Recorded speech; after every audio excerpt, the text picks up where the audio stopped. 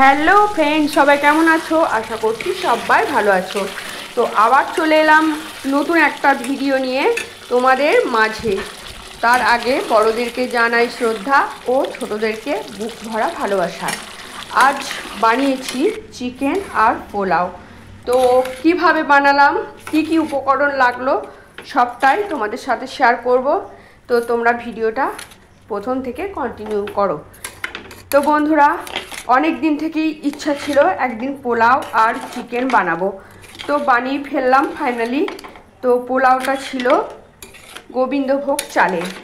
তো গোবিন্দভোগ চাল নিয়ে একটু সবার মনের মধ্যে ভয় থাকে, ভাতটা কেমন হবে, গলে যাবে না কি হবে। তো তোমাদেরকে সবটাই আমি বলবো কিভাবে কি করলাম। তো দেখো, আমি চাল নিয়ে নিয়েছি, গোবিন্দভোগ চাল একটু বেছে নিলাম। তারপর উপকরণ নিয়েছি যা যা: কাজু বাদাম, কিশমিশ, কাঁচা লঙ্কা চিড়ে নিয়েছি, তেজপাতা, ঘি, গরম মশলা, আর এখানে আছে চিকেন। সবটাই তোমাদেরকে দেখিয়ে দিলাম কি কি উপকরণ আমি নিয়েছি। এখানে আছে 1 কেজি চিকেন। তো আজকে চিকেনটা শুধুই চিকেন করব, আলু দেব না, কষা কষা চিকেন করব। তো বন্ধুরা, এখানে 1 কেজি মতো আমি চাল নিয়ে নিয়েছি গোবিন্দভোগ। তো দেখো, বেছে নিলাম। তারপরে এটাকে একটু ধুয়ে নেব। ধুয়ে নেওয়ার পর বেশ পরিষ্কার করে 2-3 বার ধুতে হবে। ধুয়ে নেওয়ার পর এটাকে আমি জল ছেঁকে নিয়ে জলটা কিছুক্ষণ ঝরতে দেবো, প্রায় আধ ঘন্টা মতো আমি জলটা ঝরতে দেবো। তো করেছিলাম প্রথমবার, খুব ভালোই হয়েছিল খেতে। তো কিভাবে কি করছি দেখবে তোমরা। তো দেখো, একটা প্লাস্টিকে ঝুড়ি নিয়েছি আর একটা পরিষ্কার ন্যাকড়া নিয়ে নিয়েছি। এই ন্যাকড়ার মধ্যে চালগুলো আমি জল থেকে ছেঁকে ছেঁকে তুলে নেব, দেখতেই পাচ্ছ। তো এই চালটা ভালো করে ধুতে হবে। আমি কিন্তু 3-4 বার ধুয়েছি, অনেক রকম নোংরা থাকে, তো ধুয়ে নিয়েছি। এরপর দেখো, চালটা আমি ন্যাকড়াটা মুখটাকে জড়ো করে নিয়ে একটা গার্ডার দিয়ে এটা কিছুক্ষণ জলটা ঝরিয়ে নেব। দেখতে পাচ্ছ, জলটা ঝরে যাওয়ার পর এটা কিন্তু জলটা পুরো ঝরিয়ে নিতে হবে, একদম ঝরঝরে করে নিতে হবে। তো প্রথমবার বানিয়েছি বন্ধুরা, কি বলবো, আমি যে প্রথম বানিয়েই এত সুন্দর বানাতে পারবো তো আমি কল্পনাও করতে পারিনি। দেখতে পাচ্ছ, এখনও চালের কিন্তু জল ঝরছে, জলটা পুরোটাই ঝরিয়ে নিতে হবে। দেখতে পাচ্ছ বন্ধুরা, এখনও কিন্তু এক ফোঁটা করে পড়ছে। এরপরেও কিন্তু আমি কিছুক্ষণ আধ ঘন্টা প্রায় এটাকে আমি এই ঝুড়ির মধ্যেই রেখে দেবো জলটা ঝরে যাওয়ার জন্য। এরপর দেখো, জল ঝরে গেছে। আধ ঘন্টা পর আমি ফিরে এলাম। এরপর চালটার মুখটা গার্ডারটা খুলে এবার তোমাদেরকে দেখাচ্ছি চালটা কী রকম ঝরঝরে হয়েছে। তো পুরো ঝরিয়ে নিতে হবে জলটা। তো আমি প্রথমবার করেছি, কি বলবো, এত প্রশংসা পেয়েছি, দারুণ দারুণ হয়েছিল। দেখতে পাচ্ছ বন্ধুরা, পুরো চালটা একদম ঝরঝরে হয়ে গেছে। তো এইভাবে যেন জলটা ঝরিয়ে নেওয়া যায়। তোমরা নিশ্চয়ই করেছো, আমি প্রথমবার করলাম, তাও আমার অভিজ্ঞতাটা তোমাদেরকে একটু জানালাম। পোলাও অনেকের বাড়িতেই হয়। তারপর দেখো বন্ধুরা, পরিমাণ মতো হলুদ দিয়ে দিলাম। এরপর দিলাম আদা বাটা। এরপর দেব চিনি, অল্প একটু চিনি দেব। তো এখন চিনিটা দিলে কিন্তু ভাতটা সিদ্ধ হবে না। তো দেখো, এরপর দিয়ে দিলাম 3 থেকে, আমি আন্দাজ মতো বলছি, 3 থেকে 4 চামচ ঘি দিয়েছি। তো ঘি, আদা আর চিনি দিয়ে বেশ করে, আর হলুদ, এই বেশ করে কিছুক্ষণ সময় ধরে এটাকে মাখিয়ে ঢাকা দিয়ে রাখতে হবে। কিছুক্ষণ আধ ঘন্টা মতো এটাকে আমি ঢাকা দিয়ে রেখে দেব। তো দেখো, আমার সমস্ত মিশ্রণ মাখানো হয়ে গেছে। এরপর এটাকে আমি ঢাকা দিয়ে রেখে দিলাম। তো আধ ঘন্টা পর এবার আমি ফিরে আসছি। এরপর দেখো, কড়াই বসিয়ে দিয়েছি। কড়াই বসিয়ে দেওয়ার পর হালকা করে আমি কাজু বাদামটা ভেজে নেব। তো দেখো, কাজু বাদামটা একটু জল দিয়ে আমি কিন্তু এটা ধুয়ে নিচ্ছি। এটা আমার অনেক দিনের স্বভাব, আমি যে কোনো জিনিস বাইরে থেকে এনে কিন্তু একদম ডাইরেক্ট কড়াইয়ে দিই না। আমি সেটাকে ধোবো, তারপরে যে কোনো জিনিস ধোবো। তারপর পোস্ত বলবে তোমরা, পোস্তকেও আমি জলে ভিজিয়ে রাখি, তারপর ছেঁকে নিয়ে বাটি। তো দেখো, কাজু বাদামগুলো হালকা করে ভেজে নিচ্ছি। তো কাজু বাদাম ভাজা হয়ে গেলে কিশমিশটাও হালকা করে ভেজে নেব।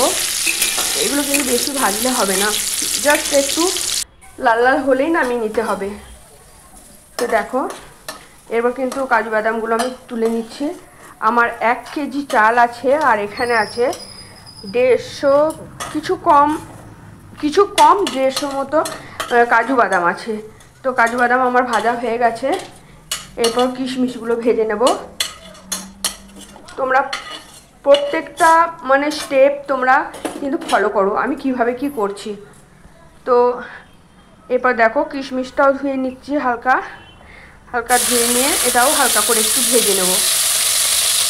তোমরা কে কে বানিয়েছো বাড়িতে পোলাও অবশ্যই কমেন্টে জানাবে।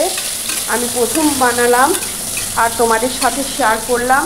তো সত্যি বলছি বন্ধুরা, প্রথম বানিয়ে এত সুন্দর খেতে হয়েছিল, মানে ওরা আবার চাইছে অন্য আর একদিন করতে বলছে আমাকে পোলাওটা। তো এতটাই ভালো লেগেছে। তো বন্ধুরা দেখো আমার কিন্তু কিশমিশটা হালকা করে ভাজা হয়ে গেছে। এরপর কিশমিশটা তুলে নিচ্ছি। ঝামেলা একটু আছে, ভালো জিনিস খেতে গেলে অনেকটা সময় নিয়ে করতে হয়, এগুলো অনেক কিছু উপকরণ লাগে, ঝামেলাও থাকে। সিম্পল ভাত তরকারিতে সেরকম কোনো টাইম লাগে না, কিন্তু এইসব জিনিস পোলাও, ফ্রাইড রাইস, এইসব চিলি চিকেন, এইসব জিনিস বানাতে গেলে কিন্তু অনেকটাই হ্যাপা, অনেকটাই ঝঞ্ঝাট মানে হয়। তা হলেও জিনিসটা মাঝে মাঝেও তো খেতে মন হয়, তার জন্যই বানিয়ে ফেললাম। তো বন্ধুরা দেখো ওই তেলের মধ্যেই দিয়ে দিলাম লবঙ্গ, গোটা গরম মশলা, দারচিনি, এলাচ যা থাকে সব দিয়ে দিলাম, আর তেজপাতা। এরপর চালটাকে দিয়ে দিলাম। এই যে আধ ঘন্টা পর চালটা কিন্তু এবার আমার খুব সুন্দর সব মিশে গেছে, দেখতে পাচ্ছ। এবার হালকা করে নেড়ে নিচ্ছি, বেশি ভাজলে কিন্তু হবে না, ভাত তাহলে কিন্তু চাল মুড়িতে পরিণত হয়ে যাবে। তো হালকা করে ভাজতে হবে যেন ঘিটা চালের গায়ে সুন্দরভাবে মিশে যায়। তো ঘি আমি কিন্তু অল্প পরিমাণ ঘি দিয়েছিলাম আর রিফাইন অয়েল দিয়েছিলাম। তো এটাই আমি চালটা ভেজে নিলাম। তো দেখো বন্ধুরা জল দিয়ে দিলাম। জলটা কিন্তু খুব কম পরিমাণে দিতে হবে, কারণ এই চাল বেশি কিন্তু সময় লাগে না হতে। আর দিয়ে দিলাম চিড়ে রাখা কাঁচা লঙ্কা। তো দেখতে পাচ্ছ কতটা জল দিচ্ছি, তোমরা শুধু লক্ষ্য করো। এরপরে দিলাম ভেজে রাখা কাজু কিশমিশগুলো সমস্ত ছড়িয়ে দিলাম। তো দেখো এরপর জল দিয়ে সমস্ত দেওয়ার পর এবার আমি ঢাকা দিয়ে দেব। ঢাকা দেওয়ার পর ঠিক 15 থেকে 20 মিনিট ফোটার পর এটা কিন্তু একদম শুকনো শুকনো করে নামাতে হবে। দেখতে পাচ্ছ বন্ধুরা 15 মিনিট পর কিন্তু আমি ঢাকাটা খুললাম। তো অনেকটাই ভাত সিদ্ধ হয়ে গেছে। এরপর আমি কিন্তু গ্যাসটাকে অফ করে দিলাম।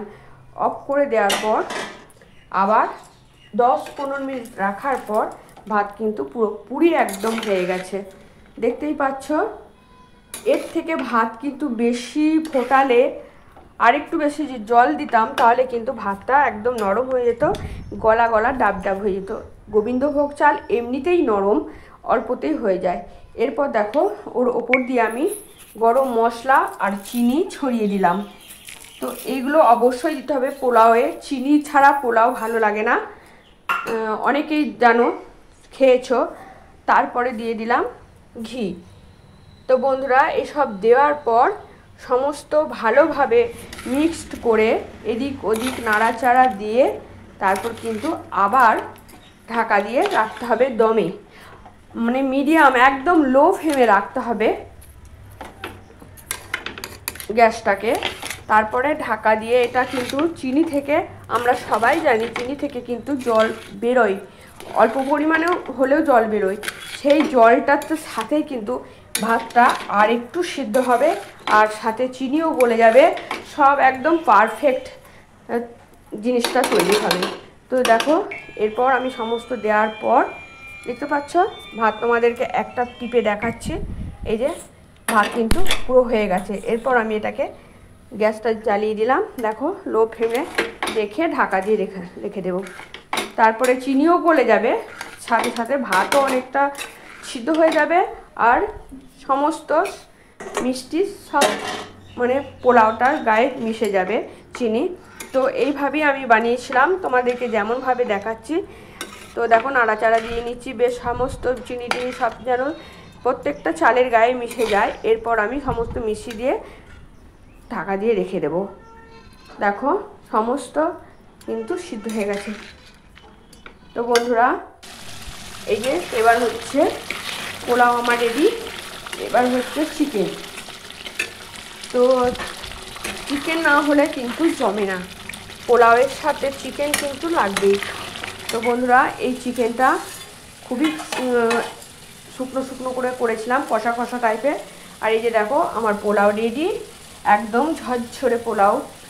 তো কে খাবে চলে আসো, আমরা তো খেতে বসে পড়লাম।